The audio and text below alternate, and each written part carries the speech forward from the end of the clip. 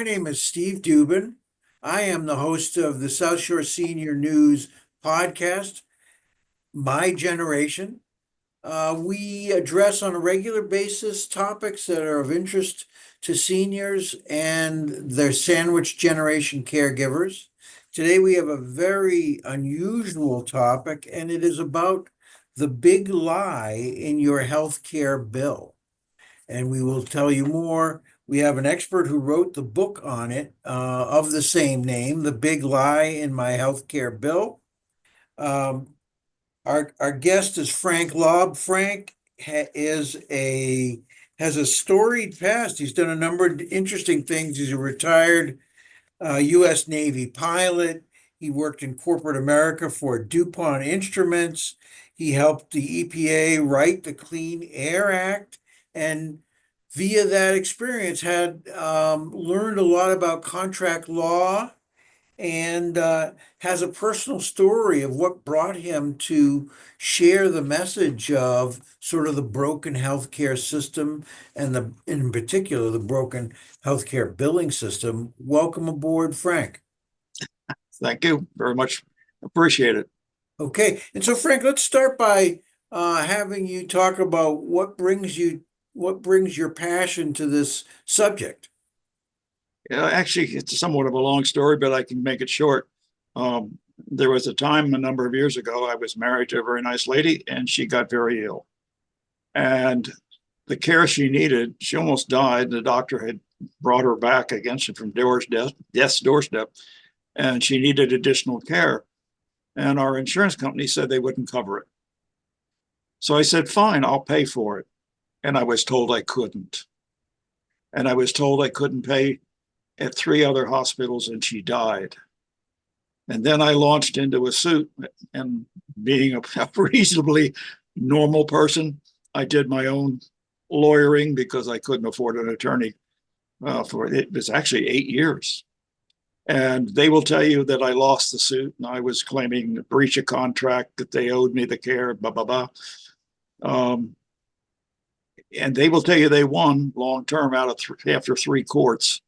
But what I won was access to their documents. And so I'm going to say to you, I don't think you'll ever interview anybody else that's read their internal documents. And I have. And what was good for me in the sense was what I did for DuPont was write contracts, interpret contracts, negotiate contracts. And I was also tied into the regulation and the law side of contracts. So I not only got access to them, but I knew what I was reading. And for your audience, essentially everything we think we know about health insurance is wrong and is in direct conflict with what their internal documents promise us in the way of care and coverage. And so what the book does, and what I've tried to do, I'm not an author, I wanted to share what I worked so hard to gather. And that is that there's a big lie on our healthcare system. We do not owe what insurance doesn't pay. Now, they don't want you to know that because that's how they ration healthcare. And you might have people say, oh, they don't ration healthcare. Well, the other thing most people don't realize is that 35 years ago, the US Supreme Court ruled unanimously that the rationing of healthcare is the whole point of private health insurance. So if you have private health insurance, you have granted the insurance company the right to say no, and not just, I'm not going to pay for it. They can absolutely stop you from getting it, unless you read my book, because there is a way through the back door.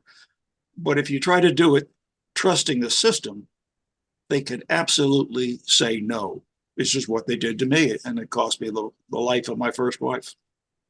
And so tell us a little bit more about sort of the language that's used within that contract that makes essentially that billing to you to be void. Well, they have wanted for many, many years, and the 35 years ago, the Supreme Court and so forth was over the right to say no to healthcare. And there's no simple way for them to do it because only your doctor can determine the care you need. So if they try to block the care that your doctor is giving you, it's a violation of law. And they're not going there. So how do they do it? They write contracts with all the in-network doctors and hospitals across the country, and the contracts are identical. And what they say is, in exchange for us willing to work with you, you will provide all the necessary health care anybody needs. However, we will have the right contractually to decide whether we want to pay for it. And if we decide not to, or we limit the payment, you shall not bill the patient. So like in my case with my first wife, when they said they wouldn't cover it, what they were really doing was they were blocking all payment, my payment, anybody's payment. And what doctor or hospital is going to launch into a $10,000, which is cheap in today's world, procedure when they know they can't get paid? There are just too many excuses that they can provide to say no, which is what they do.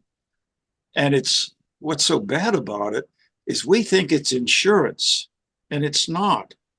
It's no better than a plan like you would belong to the YMCA. You have no ownership. You're just a member of a plan, and it's either an employer's plan or it's an insurer's plan. And the reason that's so significant is you have no rights. So you can't take them into court. They may let you go there, but you're going to lose because you have no right to be there. In order to sue for something, you have to have some ownership. You have none. And it goes on down the road. When they give you a plan, they talk about the benefits and the coverage that they have. However, when they deny it, they claim it isn't coverage. Now, how do you do that? How do you, on one hand, tell you that you get coverage for a broken arm, and then when you break the arm, well, that's not covered? But they do it daily. And so given sort of the absurdity of the language, people need to respond within 30 days in very specific language of their own via a letter, correct? Yeah, I think I understand what you're saying. It may come at it a little differently. The reason this system works so well is, one, it allows them to deny care absolutely. But the other side, it allows them to cut what they pay for care that they allow, and then allow the hospital or the doctor to bill you for what the insurance company hasn't provided. Okay? Well, their contracts say they can't do that, but you don't know that. So what do? You pick up the phone and you start making calls to the insurance company. I need more coverage or this or that, not realizing they are fully within their rights for what they're doing. And there's a 30-day clock running under US law that after 30 days, the bill's enforceable. You've lost your window to contest it. And then if it goes to collection, you're toast because it's over. I mean, it's been decided. The only issue at that point is how they're going to make you pay for it.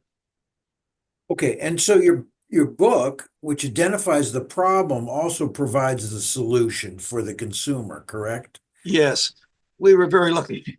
Over the last year, the issue of healthcare bills has become a huge issue in the country.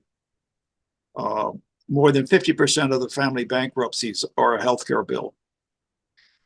There's publications up to 82% of the bills are in error. And I could go on, but the point is the error rate within healthcare bills is huge. And that's not the error that I'm talking about. In other words, the double speak, the double language. That's just the factual number. My wife and I had breakfast actually about a year ago, and we happened to have breakfast with two doctors, husband and wife from a large hospital down in Washington. And so I had to talk healthcare. And I asked, well, how big is this problem of underpaying and misbilling and so forth? And the gentleman just broke out laughing. And so did she, the wife. And he said, it's huge. He said more than 64% of the bill is generated by the billing office, not the medical people. There are 72,000 codes they use for billing. and they can't agree how to apply them. And yet the advice to you and me and the people that are listening to this is, well, get on the phone and talk about the codes and did they bill them correctly? I mean, give me a break. That's a trap they want you in while the 30-day clock runs and the bill becomes effective.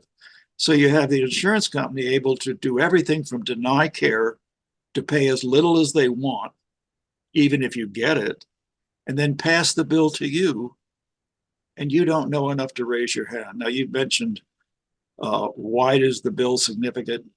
We point out the problem, but we also provide a solution because, like a lot of things, there's a back door. When you write something in law, there's always a backside to it. In other words, you try to accomplish one thing, but there's typically a hole in the language. And in this case, the law of every state says if a doctor prescribes it as necessary and there's any offer to pay for it, the hospital and the doctor must provide it. It's a condition of their license. So if I had the same problem that I had with my wife years ago, today I would simply say, you're going to give it to me and I'll pay for it. And they would probably say no. And I would say, well, we have a problem here because we're going to call the attorney general and we're either going to get your license or you're going to provide the care. And then I would sign anything they put in front of me that says I would agree to pay. I would get the care because that's the law of the states. Then they'd send me a bill, right? Problem is, I know that the bill's invalid. You can't, since you sell a bridge twice, and they have signed a contract that bars them from billing me. So if they then sent me the bill, I would just write across it, this is an unenforceable bill, don't bother me again. And it's over. And all we've done is taken their own contract language and turned it around to benefit us instead of the insurance industry. And so part of your book literally provides the language and the templates for the letter that the consumer needs to send back to the insurer or the healthcare provider. Yes, the letters are in the back. The letter I recommend, the first letter, is longer than I would necessarily write it, but I was trying to cover all the bases when I put it in the book. And I recently wrote one for somebody and I shortened it up dramatically. But believe me, the bill went away. And typically, is it, one written letter and the bill goes away, or does it require some persistence on the part of the consumer? Typically, it goes away because the difficulty they have is they do not want the public to understand this glitch in their contract, this back door as I talk about it. So once you raise the fact that you understand it, why do they want to touch it? And to talk to I have a friend that was that was the director of billing for the largest hospital in this area, and the way he describes it, it says, if I saw one of these come across my desk, I just dropped the bill. I couldn't afford to deal with it. Okay. And so another question that I'm sure consumers have is, let's say they are savvy enough to use your technique and your language, the bill gets dropped. How does this impact their credit score? Oh, it doesn't affect it at all. One of the things you have to understand is that I can't tell you how to avoid a fight. I mean, people can sue you anytime. I mean, what's the old, you sue a ham sandwich. So I'm not going to go on the record and say I can tell you how to stay out of court. But what I can tell you is how to put your hand up and say, well, if you take me to court, it's going to do you some real damage. I can tell you how to win. And the nice thing about this is there's no threat on what I'm recommending. There's no way to sue you back. You're just saying, excuse me, would you please explain the bill? But you're doing it with enough specificity, they can't answer it. And when they can't answer it, there's a thing called the Fair Debt Collection Practices Act. It's federal law, it's been around a long time. And if they don't answer the question, they cannot enforce the bill. And if they do, it's a $10,000 fine. I believe it's 10. Don't quote the number. But anyway, it's a big fine. And So so, it goes away. and anecdotally, you've helped a number of people. How much money have you saved? Give us some examples of the kinds of money you've saved people in aggravation. Well, it's very hard because what happens over the years, I've helped a number of people, but it just goes away. I've had people I don't know, they just call me up and I tell them how to do it, and they don't call back. And you don't really get an end to it. Does that make sense? They just Yeah. bill again. And let me give you a personal example. I was a while back, I had a minor operation. Actually had a tooth removed surgically, but it was serious. It had to come out, and the way to get it out was surgery. So it wasn't dental; it was surgery. Anyway, I'm in the operating room, and they come in with a credit card machine, and they want $3,000 to complete the operation. So I gave them a credit card, even though I have 4 policies. I'm retired from a bunch of stuff, and I'm more insured than anybody in my area of the country. Um, but when I came out of there, I immediately contested the bill. The $3,000 was back in my account before I could snap my fingers. The surgery unit, largest hospital in this area, uh, invited me back for a second procedure. I chose to go somewhere else, and they sent me a birthday card, but they never once tried to enforce the bill. Okay. Okay, that's $3,000 that I walked away from, not because I skipped out on a bill, but because I just made them live up to their own contracts. Got it. And what about people's concern with their relationship with their doctor when they choose to fairly and legally not pay their bill? I cover that pretty well in the book, and my advice is, while what I'm saying is universal across all healthcare providers, whether they're uh, a drug provider, like a drugstore, or a doctor, or a hospital. They're all covered by the same in-network. As long as it's in-network, they're still covered by the same contract.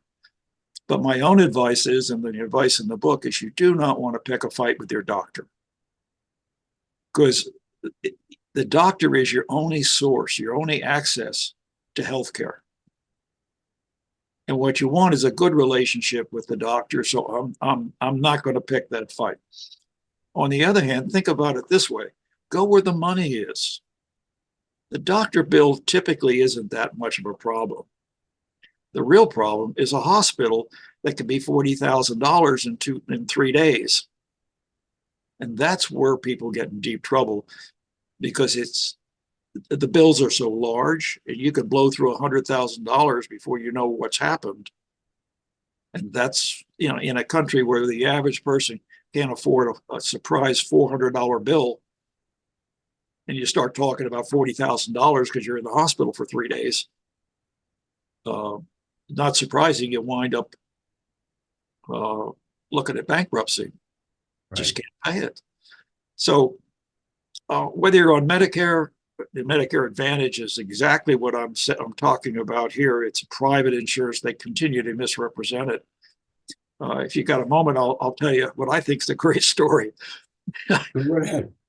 A couple of weeks ago, there was a presentation on Medicare Advantage. They were inviting older people in, and I think you could tell I'm an older guy. So I went and I sat in the back and I listened for a while. I was pretty good. I kept my mouth shut for a fair piece of time. And I finally had to ask a couple of questions. The guy kept calling it Medicare and about these wonderful benefits. So I said, I have a problem. One, you call it Medicare. It clearly isn't. It's private insurance that the government buys for you. The second, you keep saying you have all these benefits. Under Medicare, the benefits I get are in law. I'm guaranteed them. Under what you're selling, nothing's guaranteed, and you have the right to deny me anything you're talking about.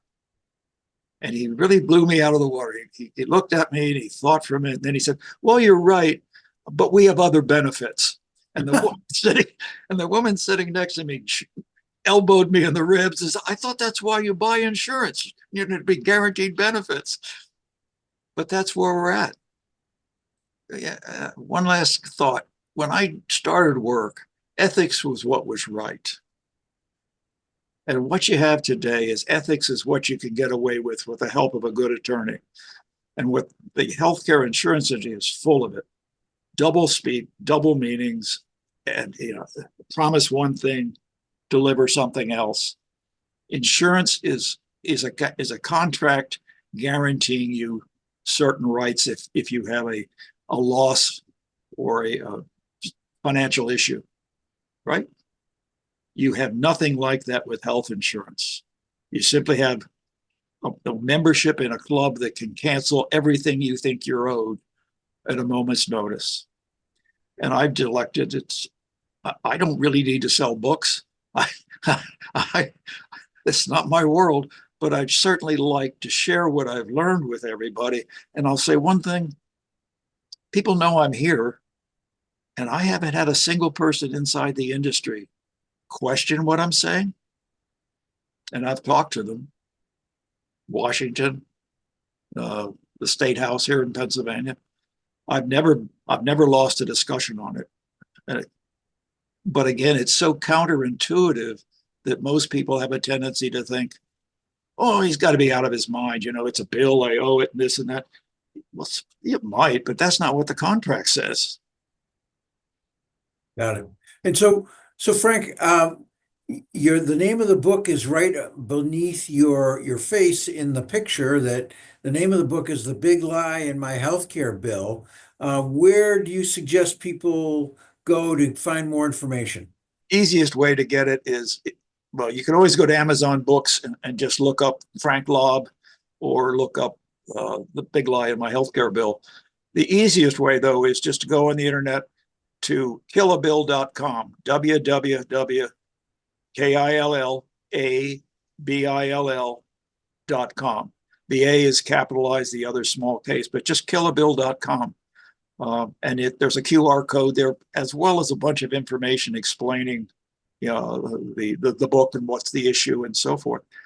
And I think right now it's an extremely good time to talk about it because the shooting up in New York and the rage that followed it and so forth is fairly explainable. It doesn't justify what they did, or this guy apparently did. But United Healthcare has a huge record, particularly on Medicare Advantage and denying care and not delivering on what they've promised. And that's not Frank Lobb, that's just the records. Right. And so when you have a company that's benefiting, they're huge and benefiting tremendously in the way of millions and millions and millions of dollars, and at the same time denying care to people who desperately need it. There's room for some people to be really angry. Understood. Well, thank you, Frank. Very illuminating, really an unusual topic and a very timely one for a lot of our audience. Thank you very much for being with us and for being available to answer questions if people have it as they read the book. Can I add one last quick Sure. thing? The thing that I would ask your audience to recognize is that everybody keeps talking about efficiency. We're just going to improve efficiency, and that's going to help us, okay? The only way you can improve efficiency mathematically is give you less faster than the cost of healthcare is going up. And that's exactly what you're seeing. Fortunately, the law is still on our side for the care we need. But if you don't advocate for yourself, if you don't take the time to understand what they're trying to do and take away from us, somewhere along the line, it's going to be a problem for each and every one of us because we all get old. Right. Yeah, it's inevitable. Well, thank you, Frank. It was great having you on. And I look forward to diving deeper into your book myself. Thank you very much, and I deeply All right. appreciate the time. Take care. Take care.